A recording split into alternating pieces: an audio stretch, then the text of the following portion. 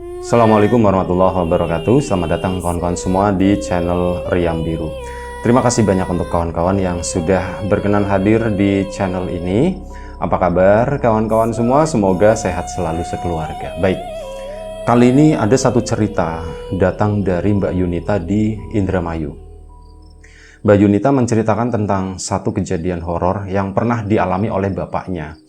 Jadi kejadiannya itu sekitar tahun antara 2005-2006 segitu, dimana di waktu itu, jadi bapaknya Mbak Yunita itu kan punya sepeda motor, ya sepeda motor baru lah.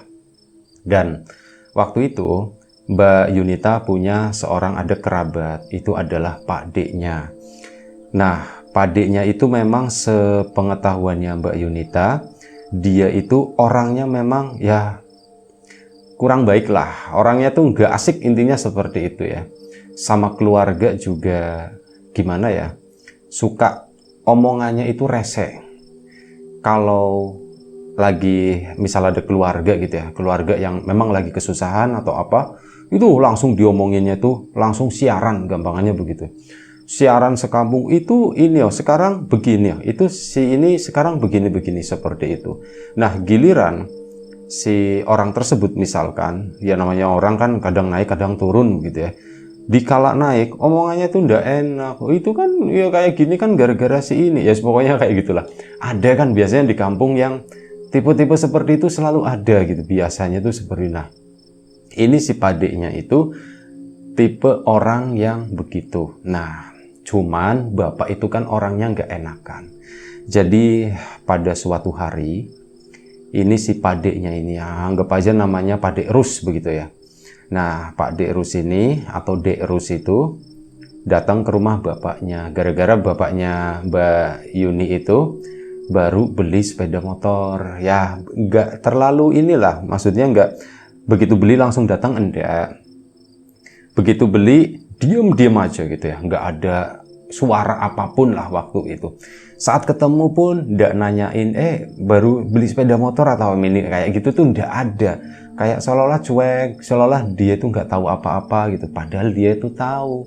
Mungkin di hatinya tuh nggak enak, perasaannya tuh gimana, hancur gitu ya, melihat ada orang lain seneng, dia itu seperti itu gitu ya. Mungkin kayak gitu. Nah, ini sampai pada suatu hari, itu sekitar 1 minggu setelah bapaknya Mbak Yuni itu beli sepeda motor itu, barulah Pak D itu datang ke sana, datang ke rumah.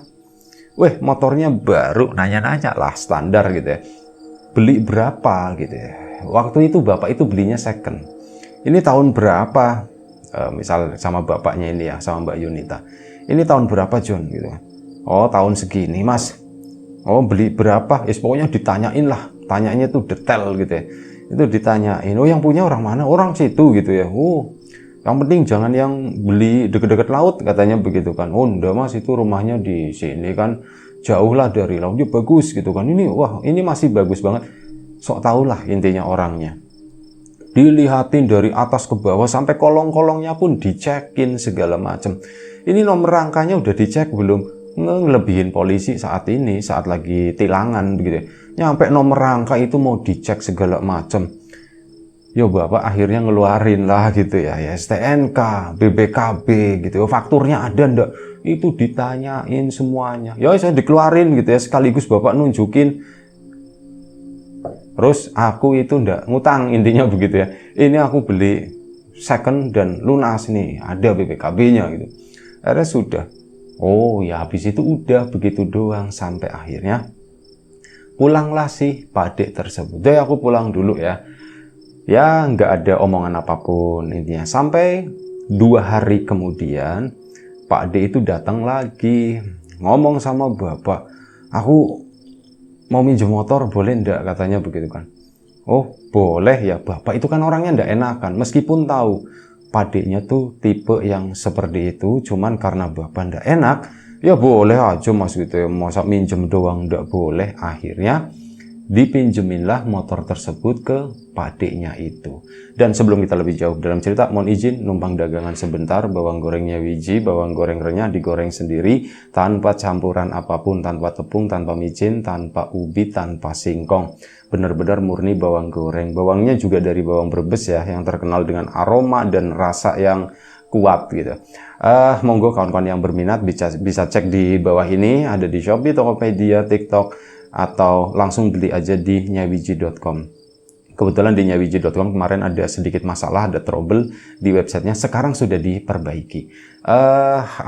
Untuk kawan-kawan yang belum sempat membeli, ya ditunggu, belum sempat pesan gitu ya, ditunggu pesanannya, itu aja.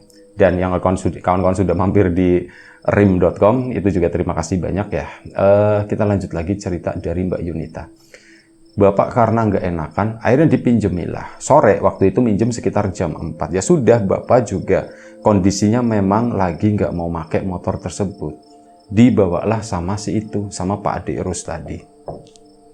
Jalan ke sana, bukan cerita jalannya, maksudnya dibawa motornya, entah dibawa pulang atau entah dipakai buat mejeng-mejeng dan sebagainya, nggak ngerti Bapak. Pak Adiknya itu nggak punya sepeda motor.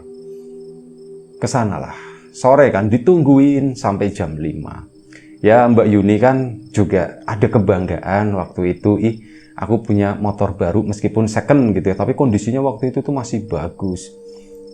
Ya Pak, motornya mana? Ditanya kan waktu itu Mbak Yuni memang belum tahu. Oh, motornya lagi dipinjem sama Pak Dirus. Hah?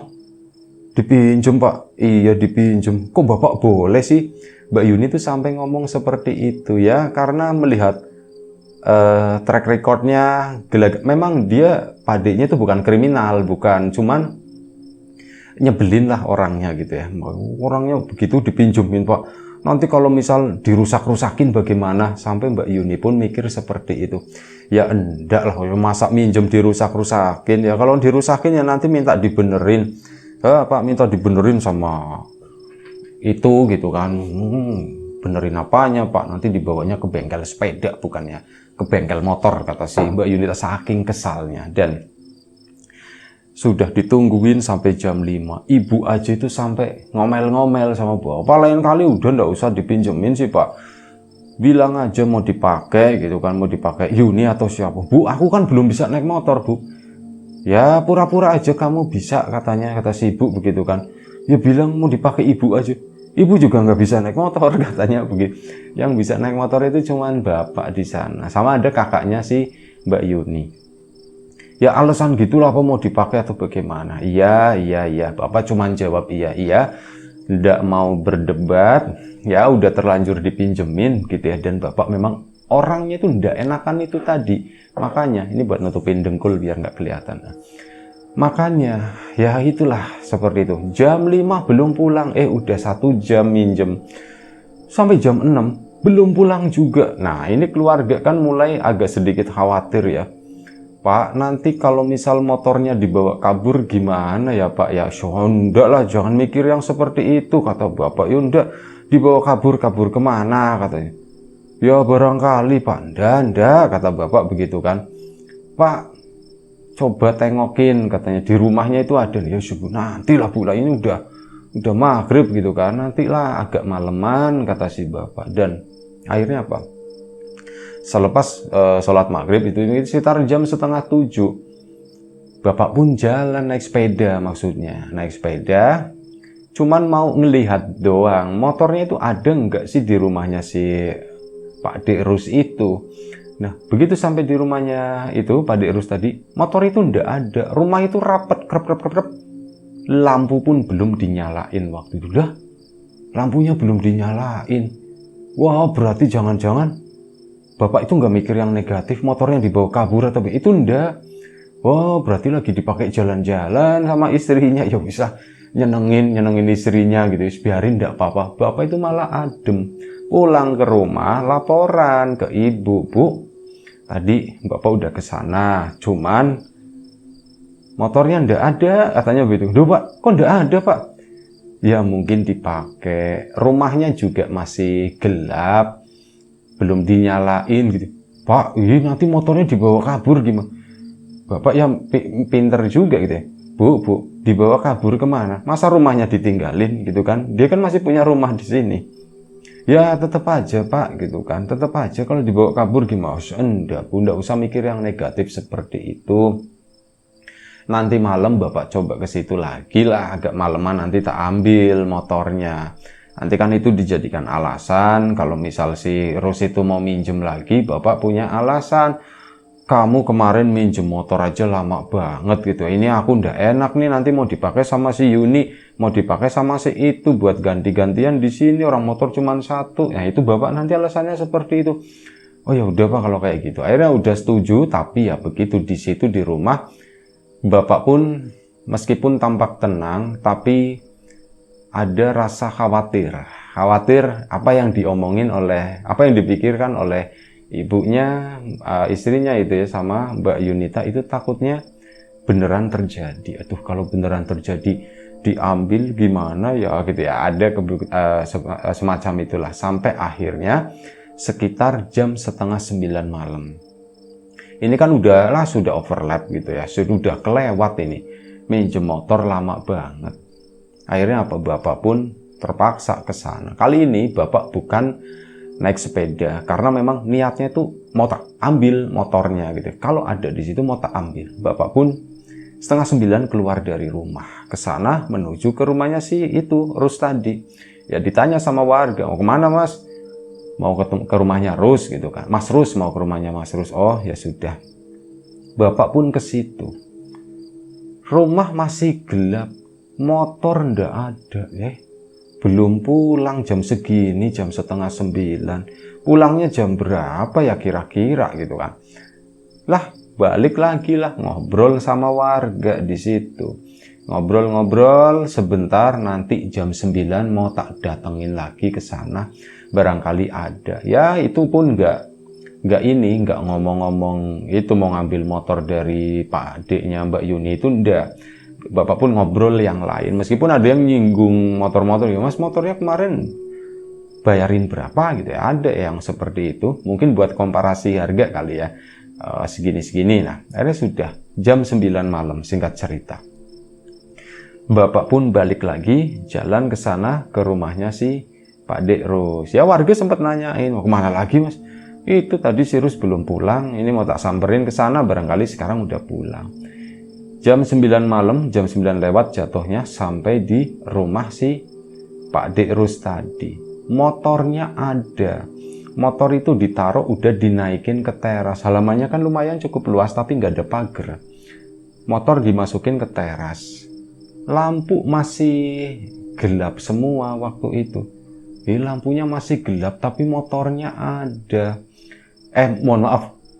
Bukan lampunya gelap, di teras itu nyala, cuman yang mati itu di dalam rumah di situ. Lampu di dalam udah dimatikan, tapi motor masih ditaruh di luar. Wah, gawat kalau kayak gini. Nanti kalau misal kelupaan, mereka ketiduran, gimana? Ada yang gondol nanti ini sepeda motor. Akhirnya sudah didatengin sama Bapak kan, dengan itu sedikit rasa kesel waktu itu. Ada marah-marahnya lah. Bapak datang ke sana cuman ya pelan-pelan. Pintu depan itu kayaknya kok nggak ditutup begitu ya. Dipanggil pertama, Rus, manggilnya pun pelan-pelan gitu ya. Rus, dipanggil, nggak ada jawaban. Loh kok nggak ada jawaban? Sendal ada. Bapak pun nunggu 5 menit di situ. Motor ada di sana ya, tapi kan kondisinya dikunci ya. Dilihat-lihat, nggak ada yang lecet, cuman bannya itu memang ngeselin kata Bapak. Ada bekas lumpurnya gitu ya. Aduh, bannya kotor ya, masuk ke spakbor begitu kan. Nempel-nempel sedikit ya, itu kan aduh motor baru tak beli, belum pernah tak cuci kata Bapak. Itu masih kinyis-kinyis. Sekarang dipinjem, aduh kena lumpur. Alah alamat nyuci ini gitu pikir Bapak. Guys, udahlah tak tungguin. 5 menit kemudian Bapak pun manggil lagi, Rus. Tetap nggak dijawab. Orang kemana sih ini gitu kan. Bapak pun akhirnya apa? Ya memberanikan diri masuk ke situ karena mau ngambil motor darurat. Dia udah manggil-manggil meskipun manggil-manggilnya itu nggak kencang banget gitu ya. Ini nggak pintu kan tadi sepertinya nggak terkunci. Didorong sama Bapak jegrek bisa masuk. Terus dipanggil sambil jalan itu dipanggil, permisi, Rus, kalian di mana? Itu kan karena gelap ya waktu itu. Kalian di mana? Bapak pun punya pikiran yang gak enak waktu itu. Jangan-jangan dua-duanya mati lagi gitu. Pikirnya tuh seperti itu. Jangan-jangan di kamar udah berdarah-darah atau gimana. Aduh, bapak pun nyari saklar lampu ya. Akhirnya dinyalain, cetrek di ruang tamu. Masuk ke ruang tengah sana, nggak tahu jetrekannya itu di mana. Oh, itu di depan kamar, itu ada berjejer itu buat nyalain lampu-lampu di ruang tengah. Bapak ke situ pelan-pelan sambil terus manggil-manggil, gak ada jawaban. Sampai akhirnya apa? Sampai di depan kamar di situ. Begitu mau nyalain lampu, kaget bukan main. Itu kan gelap, cahaya itu cuma dari ruang tamu ya. Tapi samar-samar itu kelihatan. Di dalam kamar, itu apa? Kata si bapak. Bapak itu melihat ada 2 pocong di sana. Itu lagi tidur di atas kasur. Pocong? Kok ada di sini? Kok pada tiduran? Bapak itu bukan orang yang penakut gitu ya. Itu enggak. Dilihatin. Rus, itu kamu, Rus? Ditanya begitu. Enggak dijawab sama sekali. Akhirnya apa? Lampu tengah dinyalakan, cetrek. Bapak belum berani masuk kamar. Lampu tengah dinyalain, cetrek. Agak lumayan cukup terang. Dan itu sepertinya gitu ya waktu itu. Sepertinya bener ini Rus sama istrinya. Kalian berdua lagi ngapain gitu kan? Mereka itu pocong-pocong. Disetel bentuk pocong itu tidur di atas kasur dua-duanya seperti itu. Akhirnya bapak pun nyalain lampu kan, jetrek. Begitu nyalain lampu kelihatan jelas memang bener itu mereka suami istri. Mereka tuh sama-sama terdiam begini, kayak orang tidur, kayak orang mati lebih tepatnya. Orang mati mau dikuburin gitu. Itu ada 2 jejeran. Bapak kan panik melihat itu. Dia bukannya takut atau bagaimana. Ini mereka tuh masih hidup atau enggak. Cuman bapak enggak berani mau megang atau apa. Bapak pun akhirnya keluar. Waduh, di sini sepi, lingkungan di situ memang agak lumayan cukup sepi. Gak ada 1 orang pun gitu ya. Gimana ya? Bapak pun masuk lagi ke dalam ke sana. Rus, bangun. Begitu bapak masuk ke dalam kamar, berani nih. Kalian bangun, kalian apa-apaan seperti ini. Itu dua-duanya itu terdiam. Gak bangun, pura-pura tidur atau bagaimana. Ini pura-pura tidur. Melihat ada kunci sepeda motornya bapak. Kuncinya di sini, tak ambil dulu, dikantongin sama bapak kan, slep. Ini mereka nggak bisa dibangunin. Akhirnya bapak keluar lagi, udah nyari orang, balik ke tongkrongan yang tadi, di mana bapak sempat mampir di situ. Mas, minta tolong katanya. Tolong apa? Tolong apa? Ada apa? Itu si Rus sama istrinya jadi pocong, kata bapak. Jadi pocong maksudnya gimana? Pocong tidur di kamar. Tapi mereka belum mati, kata si bapak begitu kan. Yuk tengokin ke sana, saya juga nggak ngerti, kata bapak. Akhirnya apa? Udah ada 4 orang yang ikut, berlima bapak-bapak semua datang ke rumahnya si Pak Dek Rus tadi. Nah begitu ke situ, yuk pada kaget kan, lu kok seperti ini, Itu nggak bisa dibangunin sama sekali. Cuman masih nafas, dilihatin perutnya kembang kempis enggak? Masih, maksudnya masih kembang kempis, masih bernafas, mereka tuh masih hidup, tenang, mereka masih hidup, mungkin mereka pingsan atau bagaimana. Nah dari situlah akhirnya geger kan, rame, manggil biasa orang pinter, ada seorang ustadz muda di sana, itu dipanggil, ini mas ada kejadian seperti ini. Akhirnya apa, datanglah si orang tadi, yang baca Mas Amin gitu ya, Mas Aminuddin, keluar lagi nih. Mas Amin ke situ dan ya kayak didoa-doain segala macem, ini tuh kenapa gitu ya, ada yang dipencet-pencet dan yang lain-lain lah gitu. Terutama si Pak Dek Rusnya di situ. Dan setelah itu Pak Dek Rus itu bangun begini, kaget melihat orang-orang yang ada di situ. Kok rame, kata si Pak Dek Rus. Pak Dek, lu kok rame di sini, lagi pada ngapain gitu kan. Memang orangnya tuh nyebelin ya, jadi begitu baru sadar dari pingsan aja ngomongnya itu udah ndak enak. Kalian lagi pada ngapain di sini, nggak diundang kok pada kesini.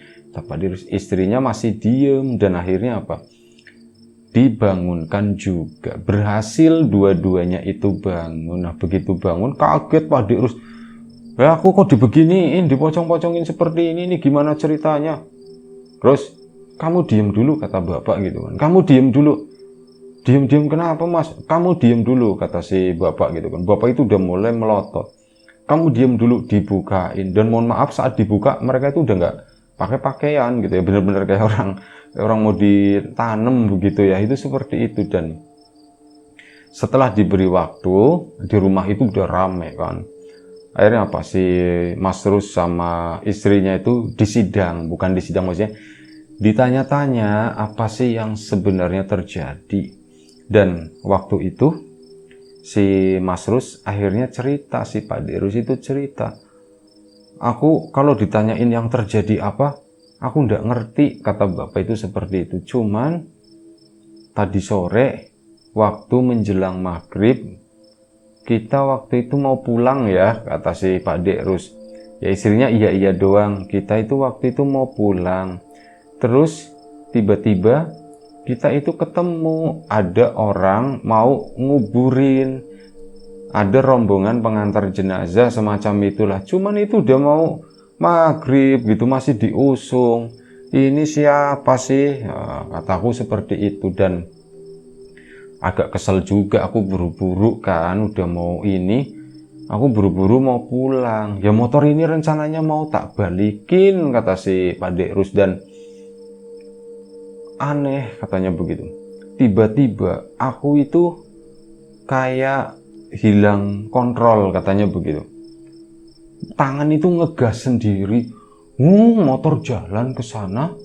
Istri saya juga hampir jatuh, nabrak rombongan tersebut. Tapi begitu nabrak, kerandanya jatuh, ketepluk. Di situ ada yang dibungkus, cuman yang dibungkus itu warnanya hitam, bukan warna putih seperti pada umumnya.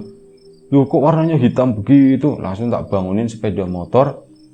Mereka diem aja orang-orang itu dan melanjutkan perjalanan ke sana. Setelah dimasukin lagi ke keranda, diangkat lagi, mereka itu lanjut ke sana. Mereka diem, nggak marah, nggak apa. Nah, akhirnya apa? Aku pun jalan ke sana kan, jalan pulang. Nah itu sejak jalan pulang itu tadi, aku ndak ngerti kok kita ndak nyampe-nyampe. Ini tanya istriku, katanya, iya bener mas itu kan, bener waktu pulang itu kita tuh ndak nyampe-nyampe. Kita tuh kayak diputer-puterin. Ya sampai sini akhirnya jam berapa ya, ndak tahu gitu kan. Kita diputer-puterin terus apa? Kita istirahat lah. Mungkin waktu itu kita sekitar 15 menit itu tiba-tiba rasanya bukannya kita dibikin bingung, loh kok nyampe sini lagi, bukan seperti itu, kata Pak Derus. Yang aku rasakan itu apa? Aku kayak jalan itu di kampung orang, kayak bukan di daerah sendiri. Aku nggak kenal jalannya sama sekali. Loh kok tahu-tahu kita di sini? Kok ada perempatan ini kemana? Ini di daerah mana? Nggak ada tulisan apapun. Nggak ada pelang sekolah, pelang balai desa, masjid. Itu kan biasa suka ada jalan apa desa ini. Biasa kan ada itu, kalau minimal ada itu aku tahu. Gak ada sama sekali. Akhirnya apa? Aku istirahat sama istriku, duduk di depan sebuah bangunan. Itu kayak bangunan sekolah, tapi yang gak ada pelangnya begitu. Sepi di situ. Di kampung itu gak ada satu orang pun yang aku lihat. Aku sama istri berdua di situ duduk dan gak tahu ya, kayaknya ngantuk, ketiduran atau bagaimana. Ya tahu-tahu bangun-bangun di sini, kata si itu ya. Sampean bener kayak gitu? Iya bener, kata si ini ya Pak Derus. Beneran, sumpah, tanya sama istriku. Iya, istrinya iya gitu, mengiyakan apa yang diceritakan oleh si Pak Derus tadi. Dan akhirnya apa? Setelah tadi yang ngobatin begitu, itu pun cerita. Cuman ceritanya itu garis besar banget. Ya intinya kayak disasarin gitu ya, apa namanya, mungkin tidak sengaja mengganggu sesuatu dan ya digangguin. Untungnya masih bisa pulang ke sini. Wah kalau ndak pulang, kata bapak gitu ya, bapak udah mulai kesel kan. Kalau ndak pulang, nanti motorku gimana gitu mikirnya. Mas sampean mikirinnya motor, ya mikirin motor lah, orang motorku, sampean minjem motorku dari jam 4 sore sampai jam 9 malam nggak ngomong mau kemana. Aku tak pikir make sebentar doang. Itu akhirnya itu si Yunita mau pakai, istriku juga mau pakai. Emang mereka bisa naik motor? Bisa lah, kata bapak begitu ya. Udah belajar, mereka bisa sekarang. Nah, dari situlah akhirnya sudah si padiknya pun udah selesai begitu ya, udah disembuhkan. Bapak pun akhirnya pulang bawa motornya. Pulang bawa motor ke sana, nah itu kan ada bekasan lumpur. Ya ibu kesel juga. Cuman begitu diceritakan seperti itu, kok serem ya Pak ya gitu. Iya serem, dan ya Pak. Kayak malam itu juga Bapak itu mau nyemprot-nyemprot rodanya. Soalnya kan mau dibawa masuk ya. Takutnya nanti lumpurnya itu yang keras itu, yang udah kering, itu pada jatuh. Jadi dicuci, cik. Nah dicuci sebentar itu Bapak kan buka jok. Begitu buka jok, di dalamnya itu aneh. Ada kembang melati. Di tempat ini buat naruh busi itu kan ada kotakan kecil ya, bukan yang model matic itu kan. Oh dalam ini enggak, motor bebek, mungkin Supra kali ya. Nah itu kalau joknya dibuka, itu ada tempat buat. Nah di situ ada kembang melati sama mawar dia. Kok ada kembang melati ya? Ibunya Mbak Yuni juga ngeliat, Pak, loh Pak, kok itu ada kembang seperti itu Pak, kembang? Nggak tahu Bu, ya ini yang itu yang dipakai saya itu. Akhirnya apa? Diambilin, dibuang. Kan itu urah jelas di sini kata Bapak. Akhirnya sudah, Bapak pun motor dibawa masuk ke sana. Udah malam harinya Bapak itu kebangun gara-gara apa? Ada orang itu kayak mainin kayak apa ya? Lumpang sama alu ya. Klung. Ya, ini yang dipukul-pukul itu loh. Kayak lagi numbuk padi ya. Nah, itu mendengar itu klung. Dan bunyinya tuh kencang banget. Bapak itu sampai kebangun. Bangunin ibu kan. Istrinya itu. Bu, bangun Bu. Kenapa? Itu ada suara Bu. Suara apa? Suara itu. Nah, ibu pun dengar waktu itu. Iya Pak. Itu suara apa ya Pak? Nggak tahu Bu, nggak tahu. Mbak Yunita pun mendengar. Cuman waktu itu Mbak Yunita telat mendengarnya. Jadi dia tuh sebenarnya kalau mungkin dari awal mendengar dan dia langsung bangun, mungkin bisa melihat. Tapi karena keburu bapak sama ibunya itu balik, akhirnya Mbak Yunita tuh nggak sempat melihat. Udah masuk. Kamu nggak usah lihat. Nah, yang mereka lihat itu ada orang-orang lagi numbuk ini ya. Itu ada beberapa, ada sekitar 4 atau 5 lumpang itu sama alu, dan satu itu kan ada beberapa orang. Itu mereka itu konser begitu, itu di depan rumahnya si Mbak Yunita tadi di sana. Itu yang dilihat oleh Bapak, dan dari situ ketakutan, dan mereka pun berpikir ini jangan-jangan kembangnya kali yang dibuang. Keesokan paginya kan disapuin, dikumpulin, dan akhirnya diambil lagi. Ngomong sama si Pak Ustadz yang semalam, Pak Ustadz, akhirnya diambil sama Pak Ustadz. Motornya pun dicuci bersih lagi, didoain biar selamat, biar nggak ketempelan hal-hal yang buruk, katanya begitu. Akhirnya sudah begitu didoain ya, alhamdulillah kesananya semuanya itu lancar aja gitu ya. Cuman ya itu ditanyain padeknya itu habis kemana ya, dia intinya cuma muter-muter. Cuman sialnya ketemu rombongan pengantar jenazah itu tadi. Baik, itu aja satu cerita dari Mbak Yunita di Indramayu sana. Terima kasih banyak ceritanya. Kawan-kawan di rumah juga terima kasih banyak atas support dan dukungannya apapun itu. Kawan-kawan subscriber, kawan-kawan membership, kawan-kawan yang udah kasih support dalam bentuk super thanks ke Riam Biru, terima kasih banyak. Kawan-kawan yang udah ngasih like, udah nge-share ke yang lainnya, kawan-kawan yang udah ninggalin komentar juga terima kasih banyak. Kawan-kawan yang sudah memesan bawang gorengnya biji tentu saja terima kasih banyak atas pesanannya. Kawan-kawan yang sudah mampir di rim.com juga terima kasih. Doa terbaik dari kami untuk kawan-kawan, semoga selalu diberi kemudahan dalam hal apapun, termasuk kemudahan dalam hal rezeki. Yang sakit segera diberi kesembuhan, yang sehat tetap dijaga kesehatannya. Baik, sampai jumpa di episode selanjutnya Riam Biru. Jaga kesehatan kawan-kawan. Sekali lagi terima kasih. Assalamualaikum warahmatullahi wabarakatuh.